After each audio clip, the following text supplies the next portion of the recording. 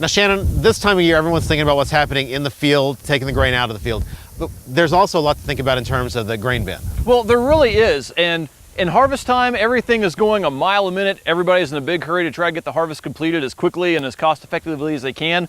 But that leads to a lot of accidents. This time of year is probably the biggest time for us to have fatality injuries on the farm. And in fact, in the past 2 years, we've seen a disturbing trend. Grain handling is actually the one section of agriculture where fatalities and serious injuries are actually going up. And so we've got to reverse that trend. Absolutely. Now, there are some regulations that people need to follow on that line, right? There are. OSHA has a set of regulations that apply to everybody. Even if you're only a small farmer, the regulations still apply to you. Anytime that you have someone going into a grain storage area, you have to make sure that they are connected to a safety harness and that there is a second person outside that storage area who has no other job other than to keep an eye on them and to rescue them and to communicate with them in the case of an emergency. That has to be their only job.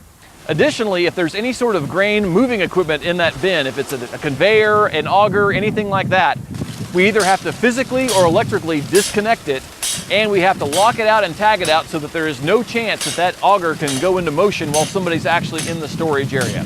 At the same time, if you've got anybody under the age of 16, they're not allowed in those areas. And if we suspect that there may be like a low oxygen environment, especially if we're talking about a silo, right, we've got to vent that area or we've got to test the atmosphere to make sure it's safe. All right. Now, of course, at the end of the day, though, this isn't really a compliance. I mean, it is a compliance issue, but that's not why we're here. Right. I mean, is there a huge risk that OSHA is going to go around and do inspections of every single farm during harvest? Well, probably not.